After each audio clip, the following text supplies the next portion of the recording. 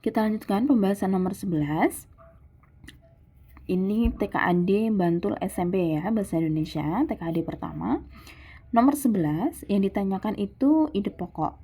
Ingat, tipsnya ide pokok itu letaknya kalau tidak di awal ya, sebagai deduktif, maka posisinya dia ada di akhir sebagai induktif. Nah, bagian ini kalau awal biasanya itu menggunakan konjungsi penjelas. Kalau akhir itu biasanya dia berupa kesimpulan. Oleh karena itu, maka dari itu gitu ya. Jadi kita fokusnya langsung di awal atau di akhir. Kita lihat awalnya. Minangkabau yang terletak di Sumatera Barat sering dianggap sebagai ibu pertiwi kebudayaan Indonesia. Yang akhir, kalimat akhirnya ada di pada budaya Minangkabau, kebudayaan ini memiliki basis dasar tertentu yang memusatkan berbagai bla bla bla. Ini berarti dia penjelas. Ya, kalimat penjelas. Ada kata ini juga, berarti ininya itu mengacu ke kalimat sebelumnya. Ya, ini itu mengacu ke kalimat sebelumnya, maka dia bukan di akhir. Berarti apa yang dibahas gitu ya. Ini yang pertama dibahas yaitu terletak di Sumatera Barat, sering dianggap sebagai ibu pertiwi kebudayaan Indonesia. Kita lihat kalimat selanjutnya. Minangkabau terdiri dari kabupaten yaitu bla bla bla. Berarti kalimat 2 ini menjelaskan kalimat pertama. Maka kita sudah ketemu harusnya. Apakah A. tantangan? Tidak. B. alasan Minangkabau sebagai ibu pertiwi, anggapan Minangkabau, atau letak daerah Minangkabau di Sumatera Barat yang syarat kebudayaan. Jawabannya yang D. Karena yang pertama yang dibahas adalah terletak, kemudian dibilang juga sebagai kebudayaan Indonesia. Yang D. Langsung nomor 12. Mudah kan? Kurang dari 1 menit harusnya bisa. Nomor 12. Ini ditanyakan setelah mencermati infografik, ada perbedaan komposisi sampah berdasarkan sumbernya. Tanggapan yang mendukung hal tersebut terdapat pada pernyataan yang mana? Jawaban benar lebih dari 1. Oke, kita lihat yang pertama. Disuruh pernyataan yang mendukung. Pertama, pemerintah harus memprioritaskan penutupan pasar-pasar tradisional karena menjadi sumber sampah. Atau yang kedua, pemerintah dan lembaga terkait dapat memprioritaskan kebijakan, program edukasi, dan fasilitas pengelolaan sampah yang langsung menyasar sektor rumah tangga. Ini yang pertama jelas bukan ya, karena masa harus penutupan pasar-pasar tradisional. Yang kedua ini bisa. Yang ketiga, masyarakat didorong untuk lebih bijak atas sampah yang mereka hasilkan dengan cara memilah sampah, mengurangi penggunaan plastik, mengolah sampah organik. Tentu ya. Yang keempat, untuk mengurangi sampah kita harus fokus membuat lebih banyak tempat sampah di daerah pasar dan perkantoran. Masa iya untuk mengurangi malah membuat tempat sampah yang banyak, malah makin banyak sampah. Maka jawabannya yang 2 dan 3. Kemudian nomor 13. Nomor 13 yang ditanyakan adalah watak tokoh yang sesuai dengan teks fiksi tersebut. Nah, kalau watak, ini kan mau tidak mau harus kita baca teksnya. Nah, tapi kita lihat pernyataan dulu. Pernyataannya yang ditanyakan itu tokohnya ternyata cuma si Irwan sama si Ale. Berarti kita harus cari tahu Irwan Ale itu wataknya apa. Apakah Irwan itu nggak peduli? Apakah Ale itu antusias? Atau Irwan itu basa-basi? Sama Ale itu pintar. Ya, jadi kita langsung ke Irwan sama Ale. Di sebelahnya Irwan menautkan alisnya dengan cepat. Ia tidak menyangka kalau paginya akan diawali dengan ocehan Ale tentang candi. Ia baru saja datang dan sudah disodori lembar koran yang terbuka lebar di mejanya. Kok kecil, bukannya candi besar-besar? Tanyanya enteng. Matanya melirik sekilas lembar koran tersebut. Dia belum tertarik menyimak ocehan Ale, makanya bertanya yang tersirat di penglihatannya saja. Tidak semua candi sebesar Borobudur atau Prambanan, Wan. Banyak kok candi-candi yang ukurannya tidak terlalu besar. Ini berarti dia kayaknya nyeritain terkait dengan candi ya. Berarti ini siapa yang ngomong? Si Ali. Ya.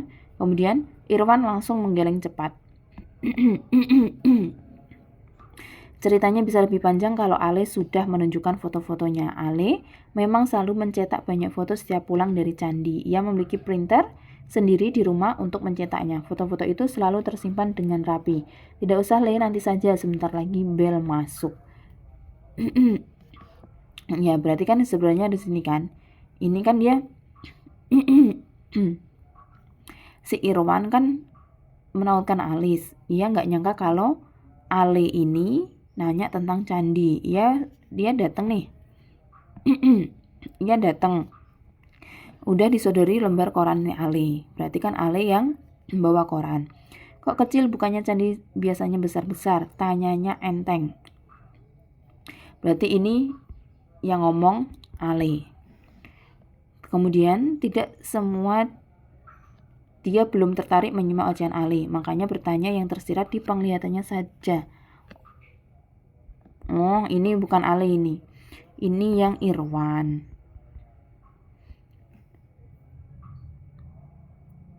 Karena di sini matanya melirik sekilas lembar koran tersebut. Dia belum tertarik menyimak ocehan Ale, makanya bertanya yang tersirat di penglihatannya saja. Kemudian dijawab, tidak semua candi Borobudur dan Prambanan, Wan. Berarti kan ini yang ngomong Ale. Ya. Oke, berangkat pagi, saya pun sudah langsung pulang. Kamu mau lihat foto-fotonya? Nah, si Ali ini berarti yang mana? Irwan itu bersemangat enggak ya berarti? Ale suka berbagi pengalaman, antusias, iya, 2. Berarti kita lihat yang Irwan. Basa-basi tidak tertarik. Oke, dia kan tadi cuma basa-basi nanya. Ini ya, ini basa-basinya. Nah, kemudian pas si Ale mau nunjukin foto, dia mau liatin foto-fotonya, dia geleng cepat gitu ya, tidak tertarik. Berarti jawabannya 2 dan 3. Nomor 14 ditanyakan adalah cara penggambaran watak tokoh Edo yang tepat. Yang ditanyakan Edo. Kita lihat pilihan jawabannya. Kalau yang A langsung pengarang, itu berarti langsung disebutkan pengarang. Misal Edo anak pintar. Dialog tokoh berarti ini Edo dan tokoh lain sedang berdialog atau percakapan. Tindakan tokoh berarti Edo mengambil misalnya sampah di jalan dan membuangnya. Nah, ini tingkah laku, mengambil, membuangnya.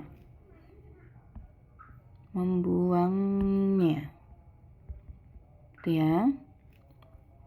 Kemudian jalan pikiran berarti pikiran tokoh. Misalnya, Edo menyadari hal itu salah, misal. Nah, ini kan kata menyadari ini dari pikirannya. Ini contohnya ya. Jadi kita langsung ke teksnya. Suatu hari yang cerah, Pak Rudi mengajak Edo ke kandang kelinci miliknya. Kandangnya sangat luas, kelincinya banyak sekali. Edo merasa senang. Edo mendekati Pak Rudi. Mereka semua kelinci kesayangan saya, Do. Mereka berdua pun masuk ke dalam. Pak Rudi membawa seikat besar wortel segar. Pak Rudi tersenyum melihat mata Edo berbinar. Karena ditanyakan Edo, fokus kita ke Edo saja ya. Dengan hati-hati Edo segera memegang potongan wortel itu. Tak lama kemudian semua kelinci seolah tahu bahwa waktu makan tiba. Mereka berkumpul mendekati Edo, mencium-cium tangannya. Edo senang sekali dan tertawa kegirangan melihat tingkah lucu kelinci di kandang tersebut. Edo pun ikut berlarian mengejar kelinci. Sesekali Edo menirukan gerakan kelinci, mulai dari melompat dan seterusnya. Edo mendapatkan teman terbaik bermain baru yang sangat menggemaskan. Ini sudah jelas yang digambarkan, yaitu tindakan tokoh. Tertawa, berlarian, ya, menirukan gitu. memberi makan, memegang potongan wortel gitu. Maka jawabannya yang C, tindakan tokoh. Kemudian nomor 15 yang ditanyakan peristiwa yang terjadi sesuai teks. Yang mana? Berarti ini harus kita cari kata kuncinya. Yang pertama, Maya itu arkeolog muda tertarik dengan Candi Borobudur. Kemudian Maya berhasil menemukan ruangan rahasia. Dalam penelitiannya, Maya tidak menemukan petunjuk. Kemudian ada sekelompok pihak tertentu yang merasa sedih oleh penemuan tersebut, bahwa penemuan Maya akan membuka rahasia lama yang selama ini mereka lindungi. Dicari peristiwa yang sesuai dengan teks. Maya, arkeolog muda, bersemangat tertarik dengan Candi Borobudur sejak kecil. Berarti jawabannya yang pertama ini benar, ya. Terus kalau lagu dilihat, melakukan penelitian karena meyakini ada ruangan rahasia di dalam Borobudur yang menyimpan pengetahuan berharga tentang masa lalu. Nah, ia meyakini bahwa ada ruangan ini. Berarti yang pertama benar. Yang kedua, Maya berhasil. Apakah dia berhasil? Terus dengan artefak dan naskah-naskah kuno berisi pengetahuan tentang ajaran kehidupan masa lalu, sekaligus membuktikan bahwa leluhur mereka itu memiliki peradaban yang tinggi dan nilai-nilai spiritual yang mendalam. Berarti dia menemukannya. Selama penelitiannya, Maya menemukan petunjuk. Namun ketika ia mulai menggali lebih dalam, mereka khawatir bahwa penemuan Maya akan membuka rahasia lama yang selama ini mereka lindungi. Maya tetap gigih dan berhasil menemukan ruangan rahasia yang penuh dengan artefak dan naskah-naskah kuno berisi ini. Ruangan itu, berarti ini benar. Yang ketiga, tidak menemukan petunjuk, salah. Yang ada sekelompok pihak tertentu merasa sedih. Nggak ada perasaan sedih di sini. Ini kan cuma takut saja. Maka ini jelas bukan, gitu ya. Ini pembahasannya. Kemudian nomor 16 yang ditanyakan kalimat bermajas yang tepat untuk melengkapi kutipan tersebut. Harusnya karena yang ditanyakan bermajas, kita dari pernyataannya saja ini sudah bisa terjawab. Kita lihat yang pertama, matanya berkilat marah, bagaikan bara api. Kata bagaikan ini sudah tentu majas simile atau perbandingan. Matanya memandang lurus ke anak, nggak ada majasnya. Bola matanya seperti mata elang, tajam menakutkan. Ini juga ya simile. Kemaharannya kepada anak sudah tidak dapat ditahan, juga tidak. Maka jawabannya 1 dan 3 tanpa harus baca teksnya, ya. Nomor 17 yang ditanyakan makna istilah mata air pada cuplikan teks tersebut.